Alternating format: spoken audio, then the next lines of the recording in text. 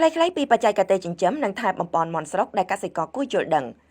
បច្ចេកទេសក្នុងការចិញ្ចឹមមាន់ស្រុកគឺមិនខុសគ្នាប៉ុន្មាននោះទេប៉ុន្តែប្រសិនបើកសិករចេះពីរបៀបនៅក្នុងការថែបំពន់ត្រឹមត្រូវវានឹងធ្វើឲ្យគុណភាពសាច់មាន់កាន់តែល្អប្រសើរកាត់បន្ថយរយៈពេលចិញ្ចឹមអាចពង្រីកការចិញ្ចឹមតាមតម្រូវការទីផ្សារពោលគឺអាចបង្កើនប្រាក់ចំណូលផ្ទាល់តែម្ដងការចិញ្ចឹមនិងថែបំពន់មាន់សម្រាប់ទីផ្សារកសិករត្រូវយកចិត្តទុកដាក់ទៅលើការជ្រើសរើសពូជមាន់ដែលល្អនិងត្រូវតាមតម្រូវការទីផ្សារដូចជាកូនមាន់ដែលជាមាន់កកមាន់សំពៅមាន់កន្ទងមាន់ចែមាន់ខ្មៅមាន់ក្លិងជាដើមដែលមានអាយុចន្លោះពី21ទៅ30ថ្ងៃត្រូវចាក់វ៉ាក់សាំងការពារជំងឺឲ្យបានត្រឹមត្រូវទើបកូនមាន់មានសុខភាពល្អលូតលាស់លឿននិងជៀសពីជំងឺសាហាវផ្សេងៗដូចជាជំងឺ Newcastle កំបូរ៉ូនិងអុតក្នុងការជ្រើសរើសកូននេះទៀតផងដែរកសិករអាចធ្វើឡើងតាមរយៈការរើសកូនមាន់ដែលមានស្រាប់និងការទិញពីកសិដ្ឋានភ្ញាក់កូនមាន់ដែលងាយស្រួលដឹងពីស្ថានភាពឬអាចទិញពីអ្នកភូមិណា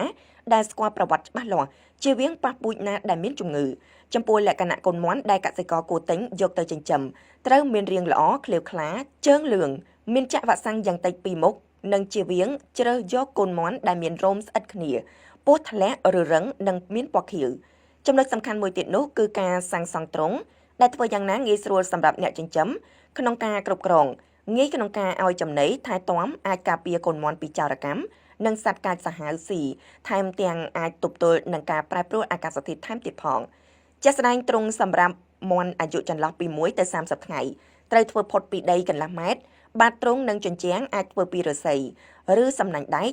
ឬនីឡុងដោយជញ្ជាំងអាចយកបាវព័ទ្ធឯបាតទ្រុងត្រូវក្រាលអង្កាមឬអាចរណាដើម្បីរក្សាកម្ដៅឲ្យកូនមាន់បន្ទាប់ពីនោះគេត្រូវបំបែកកូនមាន់ចេញពីទ្រុងកូនដោយដាក់ទៅក្នុងទ្រុងបំពន់ឬទ្រុងមាន់សាច់ដោយការសាងសង់ទ្រុងមាន់បំពន់ត្រូវមានខ្យល់ចេញចូលបានល្អ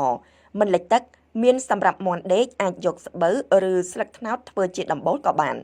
ចំណែកចំណីក៏ត្រូវបែងចែកចំណីសម្រាប់កូនមាន់ដែលត្រូវការសារធាតុចិញ្ចឹមខ្ពស់ពិសេសប្រូតេអ៊ីនដែលត្រូវប្រើលាយចំណីកែច្នៃជាមួយចំណីសម្រាប់ឯចំណីសម្រាប់មាន់ជំទង់និងមាន់ធំគេត្រូវការចំណីដែលមានផ្ទុកនៅប្រូតេអ៊ីនតិចជាងកូនមាន់តែត្រូវការចំណីផ្ដល់ថាមពលពីគ្រាប់ធញ្ញជាតិដូចជាកន្ទក់ស្រូវត្រាំកំទេចពោតនិងបន្ថែមបន្លែដូចជាកន្ធំថេតត្រកួនចកបាយទាស្លឹកដំឡូងមីស្ងួតជាដើមក្នុងការឲ្យចំណីនេះទៀតសោតសម្រាប់មាន់ជំទង់ឬមាន់ធំត្រូវផ្ដល់ចំណីឲ្យបាន2ទៅ3ដងក្នុងមួយថ្ងៃដោយលាយជាមួយចំណីបាវ